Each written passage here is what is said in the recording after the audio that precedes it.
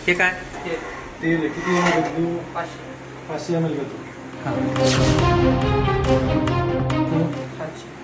700 good.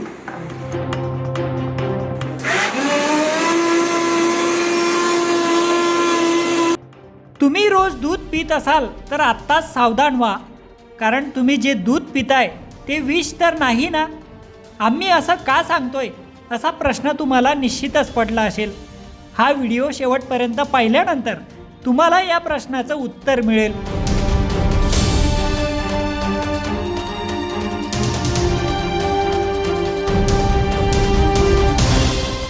Jalgaon जिल्ह्यातील धरणगाव तालुक्यातील भवरखेडे गावात पाम तेलापासून भेसळयुक्त दुधाची निर्मिती होत असल्याचा धक्कादायक प्रकार समोर आलाय. अन्न व औषध प्रशासन विभागाने या गोरखधंद्याचा पर्दाफाश केलाय.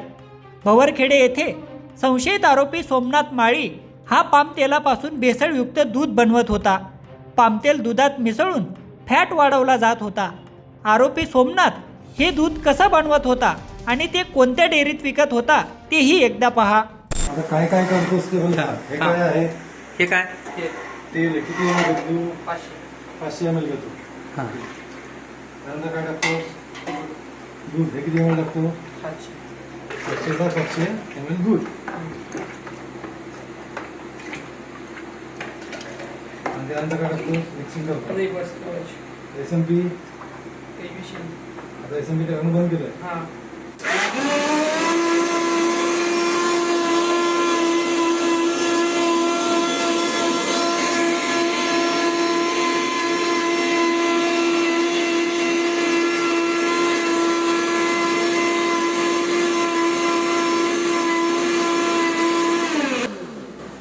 आता याचं झालं तयार झालं.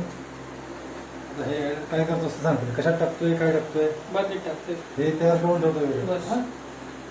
करून ठेवतो.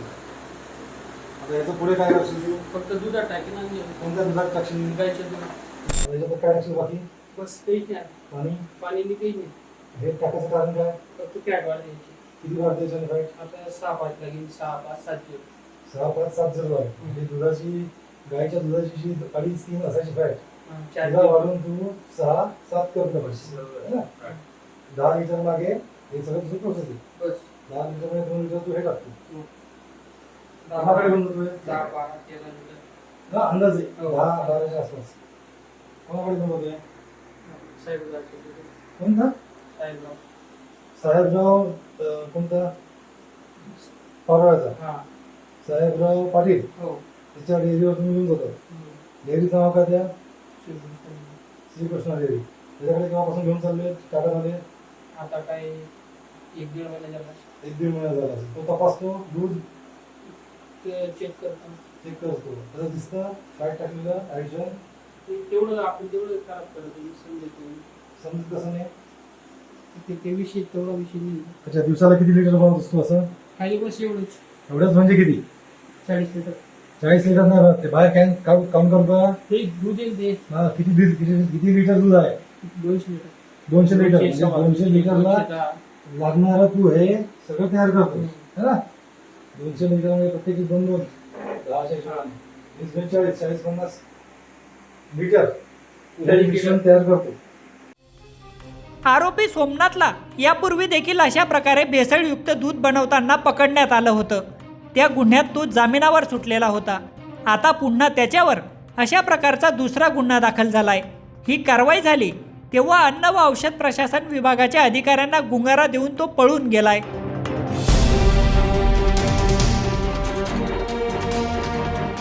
तो काय करायचा की काही दूध 700 ml दूध गाईचं घ्यायचा, त्याच्यामध्ये एक अर्धा लिटर तेल टाकायचा आणि त्याला मिक्सरमध्ये हाय RPMवरती इमल्शन फॉर्ममध्ये तो बनवायचा आणि अशा रीतीनं ते एक प्रकारे दुधासारखंच दिसतं. ते त्याच्यामध्ये फेस वगैरे येतो, त्याला साय आल्यासारखे वाटते आणि मग तो ते दुधात ॲड करायचा. घटनास्थळी जो काही त्यांनी दूध तयार केलेलं होतं ते सर्व आपण त्याच ठिकाणी त्यांच्या संमतीनं ते नष्ट केलेलं आहे.